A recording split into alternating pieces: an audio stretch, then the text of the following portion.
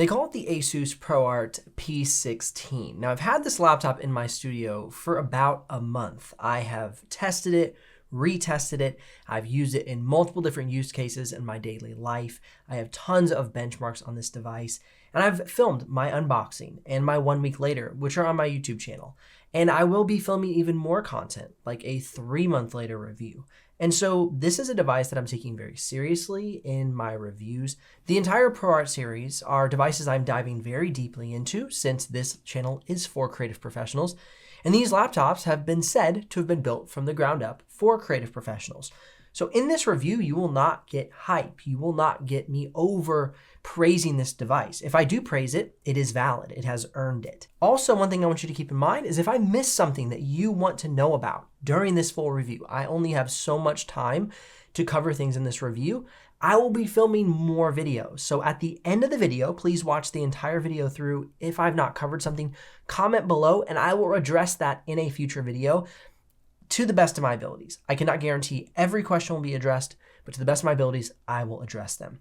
Now in this video, we're going to cover benchmarks. We're going to cover the usability, the build quality, the features, the intention, a portion of everything that I can. And then we'll have more videos diving deeper into each of these topics. But this is going to be a really strong overview of everything I've seen in this laptop so far. All right, that was a long intro and I hope you've hung on with me because I wanted you to understand what this video was all about. Let's start with the build quality and the design of this device.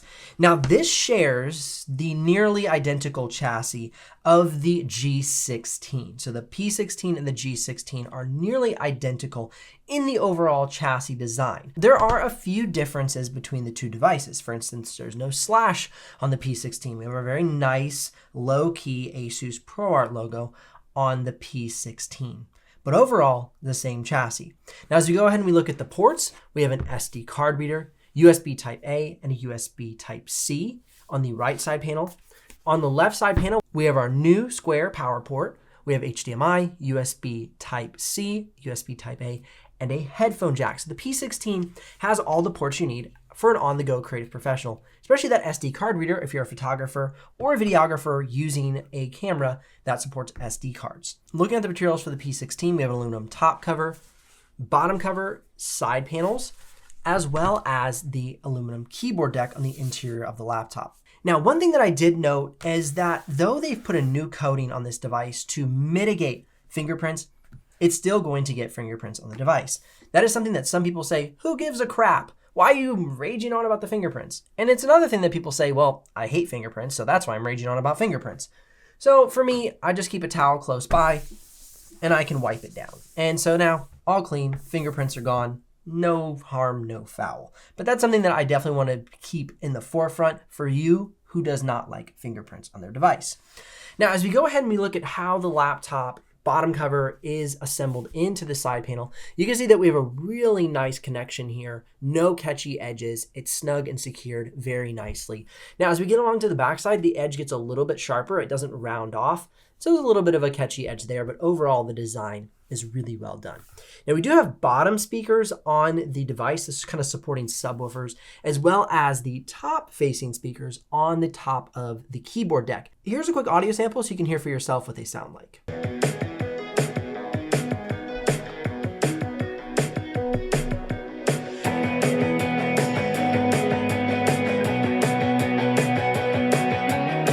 Now, before diving too far into the interior of the laptop, let's talk about the upgrade path. Now, in regards to the upgrade path in this device, you have 2 M.2 slots, no upgradable RAM, you have access to your Wi-Fi card, and there's actually 3 fans on this device. So you have enough fan power to keep the device cool. Okay, looking at the thermals and fan noise, really good thermal management on battery-only whisper mode. So we have a 4-minute and 42-second export time. The fan noise is about 35 to 40 decibels, fantastic. And then the thermals are about 62 to 67 degrees Celsius. So you can see, the live B-roll of that on the screen. Now moving on to plugged into the charger, we get a 2-minute and 29-second export time. So about twice as fast. And then we have 48 to 54 decibels of fan noise. So I would say this is on the loud end, normal kind of gaming laptop vibes. And then we have 68 to 72 degrees Celsius. Now, I would say there that we have better temperatures than kind of your average gaming laptop. A lot of gaming laptops, especially with Ryzen processors, in years past have been upwards to high 80s, low 90s, even kind of touching the 100 degrees Celsius. So I think we have good thermal management. However, for the performance mode on charger, for me, it's a little loud. Now, as we go ahead and get the laptop open for the first time, you can see it opens and closes easily with one hand. Now that really lends itself because of the weight and thickness of the device. It is thin and it is fairly light. I do like how thin and light this device is. You can see the weight and thickness coming up on the screen, especially compared to the prior generation. You can see a little bit of B-roll coming on the screen for the ASUS ProArt StudioBook Pro 16 OLED.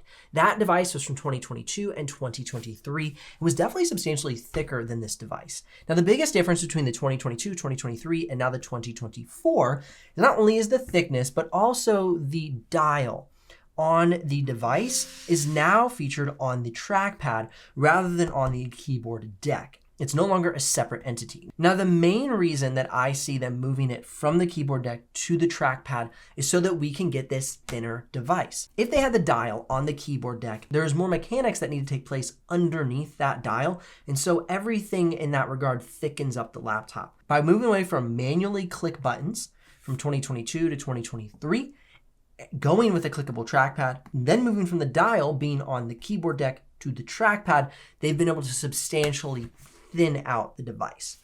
And so if you're somebody who really likes a thin device and you're fine with the dial being on the trackpad, the 2024 device is definitely for you. I've done a lot of testing with the dial over the past couple of weeks. I've had this device, I think, a little bit over a month now. And part of me really misses the dial being on the keyboard deck. I liked that it was kind of its own separate entity. However, we would not have been able to have such a thin and light trimmed out creator-focused machine, leaving that dial on the keyboard deck rather than on the trackpad. Now, while I've continued to talk about this, let's talk about the dial. How does it function now on the trackpad?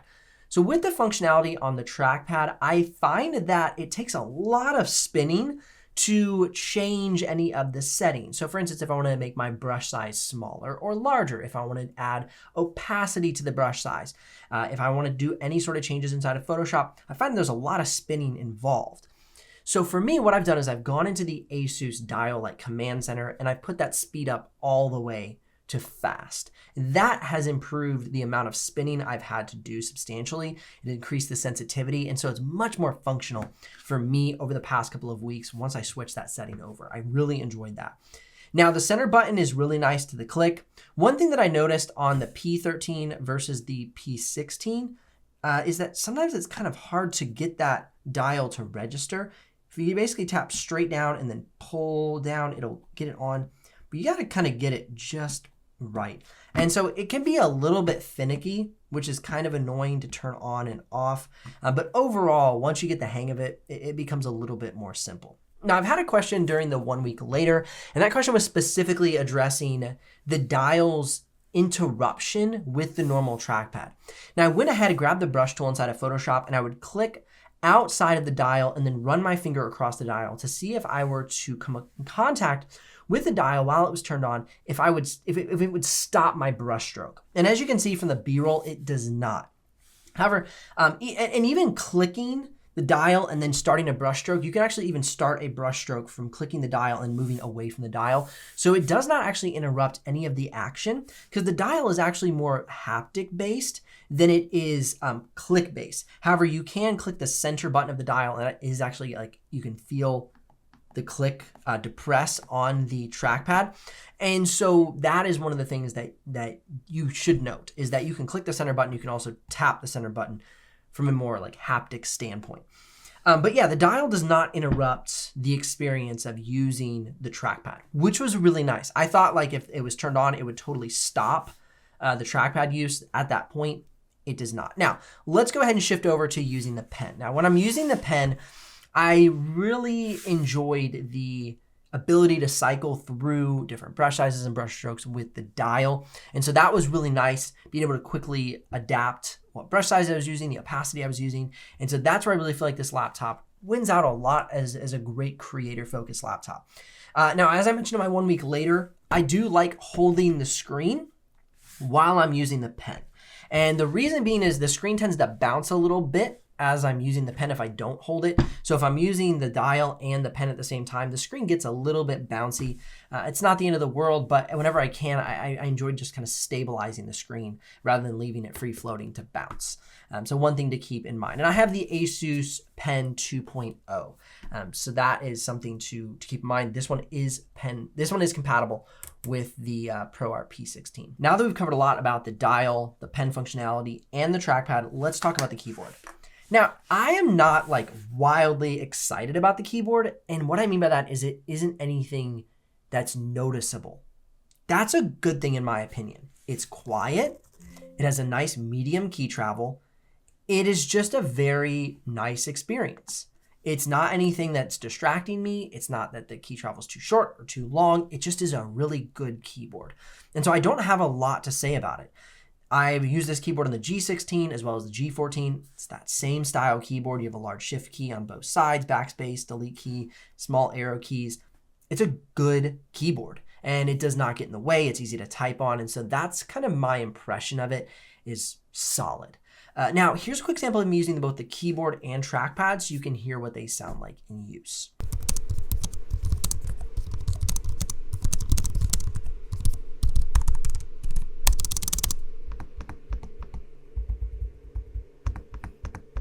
Now, going ahead and looking up at the screen, there is a webcam on the top bezel. Here's a sample of the webcam so you can see and hear that in use. This is the webcam on the ASUS ProArt P16 and a little sample of the audio for you as well. I really like this display outside of the fact that I don't love glossy displays. So I'll just kind of put that out there. As you can see, you can totally see my reflection in the display. It's one of my pet peeves with glossy displays. However, glossy displays are going to be much more vibrant. They're going to be able to produce darker darks, more vibrant colors. They're going to even appear sharper a lot of times. So for a creator laptop, it makes sense to have a glossy display. For instance, I have a MacBook Air sitting here, and it has a glossy display, a very dirty glossy display. And that's just very common for more creator-focused, like premium laptops to have those glossy displays. However, the reflection is annoying. Also, one thing that I like, a lot of companies are going to this like curved screen at the edge. I absolutely hate that because a lot of times it cuts off part of your screen. They don't actually make the screen like pull away a tiny bit to make up for the curve. They just cut off whatever is there. It's so annoying. So I like that they've squared off the actual screen part. Now, one thing to note about the bezel of the display is that they've taken the time to create this really nice little notching. It's a beautiful design aesthetic. It was just that extra touch to give a hat tip to the premium device that this is aiming to be. And to me, it is a premium device at a pretty solid price point. It's not cheap. I would not say it's budget friendly, but it is one of the more better priced ProArt laptops that we've seen since this series launched late 2019, early 2020. For the big push for ProArt series devices. That's really when they started coming on the scene a lot. And so from that point to now, these devices are far more affordable than they used to be. I'm not saying they're cheap. By all means, good heavens, these are not cheap laptops. So if you're looking for a cheap laptop, look elsewhere. These are not cheap, but they are well priced. I think they're a great bang for buck. And you'll see that even more during the performance benchmarks of this video. Now, if you're curious about the exact pricing and availability of the ASUS ProArt P16, head down in the description below and click those links. If you do make a purchase, I'll get a small commission, but at no extra cost to you. But of course, that's what keeps this channel alive and the helpful content coming your way. While we're talking about pricing, let's talk about the different models available to you. So the P16 comes in with the AMD Ryzen AI 9 HX 370. I always want to say 3070 because of like GPUs. 370. It has the Nvidia RTX 4070 or the 4060, and you can get it with either 32 gigs of RAM, that's the standard base is 32 gigs of RAM, or you can get the RTX 4070 with 64 gigs of RAM. Now, the one thing is that, as mentioned earlier, the RAM is soldered to the motherboard, so you do not have upgradable RAM. However, if you're somebody who's complaining about soldered RAM, chances are you're somebody who would have the budget to upgrade it, so why not just purchase it upgraded and call it a day? 64 gigs of soldered RAM is going to be slightly faster than 64 gigs of sodium RAM, so you might as well get the nicer model and be fully future-proof for yourself. It's going to be fantastic for Photoshop, for video editing, for multitasking. And so for me, that would definitely be the pick. I'm trying to get a 64 gig model in the studio. I've talked to ASUS. They plan on sending me both models, 4060 and the 4070 with 64. So fingers crossed, look forward to future content for all those performance benchmarks coming up. Okay, now let's jump back towards the display. This display is an OLED display. It has 498 nits of screen brightness at 100% sRGB, 98% Adobe RGB, and 99% DCI-P3 at a delta E of 1.09. So really great. Not below 1 for the delta E, but really, really close. Now, it does come at 60 hertz, which a lot of people have been complaining about.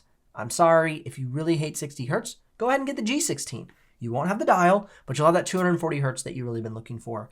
And maybe one day they'll throw a 240 hertz on this, but the problem with doing that is it would make the device more expensive because you have the dial, you have 240 hertz, and so like they've kind of mixed and matched what they load the laptop with in order to make sure the price doesn't just go shooting through the ceiling. And so that's what you have to realize when they're making decisions. They're trying to keep the devices a reasonable price point for you as the consumer, so they can't load it with every single great feature or great element of the device. Now, one thing to keep an eye on is going to be the battery life. This is a 90 watt hour battery. You get 9 hours of battery life for like productivity and streaming video playback. I saw about 5 hours for Photoshop, and then 4 hours for just like straight video playback. If you just hit playback and it loops, about 4 hours. And then what I did is I went ahead and unplugged from the charger. I edited the unboxing and then exported it. And so that whole process took me about 3 hours and 17 minutes. And at the end of that, I had about 20% battery left. So there's kind of the different battery lives of the P16. I did all of that on like a 30% screen brightness. So that's a little bit dimmer than I'm sure most people would want to use the device for, but I was maximizing for battery life, and that was all on whisper mode with Windows Battery Saver mode turned on as well. Now I want to answer a couple questions from the unboxing. First and foremost, how fast is Photoshop noise reduction with these new AI laptops? Now, I went ahead and jumped into Photoshop and used the Camera Raw noise reduction, and it was very snappy. I didn't have any delay or any lag when I was moving that up and down. So if that's the noise reduction you're referring to, confirm that, comment below, say, yep, you answered my question. If it's not, comment more specifically what type of noise reduction feature in Photoshop you're referring to. Now, another question was MuseTree. That is a ASUS ProArt like tool. That did not come pre-installed in the model that I have. So I'm actually gonna do a whole separate video about that, because if I add too many of these, this video would be like an hour long. So I'm trying to do like a nice consolidated review and then do longer videos to come. So again, they're gonna have a whole playlist on these ProArt series laptops. So you definitely wanna keep an eye out for the different things and the questions you're looking to have answered. One thing I want you to keep in mind before we jump into the benchmark results is that I would absolutely make sure this laptop is up to date. All the Windows updates when you're using it, because I saw a substantial difference in performance from pre-update to post-update. Very much a pickup in the ability to have better Photoshop and video editing results with this laptop. So keep that in mind. If you see any different results anywhere between different videos, know that this review contains the most up-to-date information with the highest level of accurate benchmarks until my 1 month later comes out. And then if there's anything faster, I would tell you then. So keep that in mind. Now, let's dive into those benchmarks. Now, first and foremost, we're taking a look at Geekbench single core and multi-core, as well as Cinebench 2024. And this thing shows good results for simulated benchmarks. It wasn't like blowing the charts off for simulated benchmarks. However, as we get into 3D modeling, that's where we see this laptop really show up strong. Now, this does have a 105 watt maximum graphics power. So keep in mind, you're looking at something like the Lenovo Legion Pro 7i or the Pro 5i. The Pro 5i has like 140 watt maximum graphics power. The Pro 7i has 170 watt maximum graphics power. And so comparing those devices to this device is trying to really hit the all-around experience. It's trying to have good battery life. It's trying to remain cool and quiet, right? I told you about the thermal temperatures and fan noise earlier. So you cannot reasonably expect, I'm telling you as a consumer, I cannot reasonably expect this laptop to be the highest performing, but then also be thermally managed very appropriately. It's just not in the cards for this device, right? It's pushing a full Nvidia GPU, pushing an HX series processor. And so because they want to keep it cool and quiet to a point, as well as give it good performance, it's going to kind of toe that upper middle of the line. And you'll see that in the performance here. There's something that is just really almost tops the charts. There's other things that end up a little bit slower. So I'm trying to really show you where the rubber meets the road for this device. So for 3D modeling, it does very well. Not the best that I've ever seen on my channel. For Photoshop, that is one of the best I've seen on my channel. An 8,343, and this is the 32 gig model. The 64 gig model, fingers crossed that I have the first ever laptop hit that 10,000 mark. That would be insane. I don't know if it'll happen. Fingers crossed when I get that model in, I'd be like, whoa, this thing is bonkers. But this is one of the best Photoshop laptops that I've had on my channel. So definitely something to be impressed by. Now, looking at video editing in Premiere Pro, really solid export time, 2 minutes and 29 seconds for 4K. That's a 9-minute 4K placed in Premiere Pro, export out at full quality 4K settings. Solid. Now, as we go into BRAW, 16 minutes and 57 seconds. Really good. Not the best export time I've ever seen, but I have seen with this test that it gets cool and quiet thermals. That is fantastic, right? So it's aiming that nice kind of middle of the road where it's an efficient laptop, but it also gets good results. Now, as we go ahead and look at playback, the playback on this laptop is really good as well. We have 0 drop frames for 4K out of the 16,177 in the project, 0 drop frames for 6K BRAW, only about 403 drop frames for 6K red footage. So a great performer. I really cannot complain about the performance that is coming out of this laptop. Now, looking at DaVinci Resolve, 39 seconds for the 1080p export. That's a 9-minute clip exported out at 1080p settings. 1 minute and 57 seconds for the 4K export. Fantastic. And then 3 minutes and 48 seconds exporting from 6K BRAW to 4K YouTube settings. So really snappy, very nice device here. My conclusion, if I'm wrapping a bow on this device, is that they've built a laptop that takes everything that most creators like myself are looking for. Thin form factor, solid battery life, having tools on our device like the dial and pen compatibility that make our daily creative workflows smoother and more enjoyable. Having a color accurate OLED display that is bright, almost nailing 500 nits, that is plenty of brightness. Upward facing speakers, so if you happen to forget your headphones, you can still have a good audio experience. A very nice, easy to use keyboard. Now, I know a lot of you are missing that numpad, and that's something that is to be debated. The numpad was on the previous 2023 model, so that might be an option for you if you really, really, really need that numpad. And also, it has the dial on the top here, so that could be advantageous to you if you like that separate dial. I'm going to do a full head-to-head review between the 2023 and this 2024 version, so keep an eye out for the future video on the channel. And one thing that I really want to point out is this gets some of the best performance I have seen in Photoshop. And it's such a beautiful, thin and light form factor, and you can upgrade one of the open M.2 slots, so you don't even have to swap the boot drive.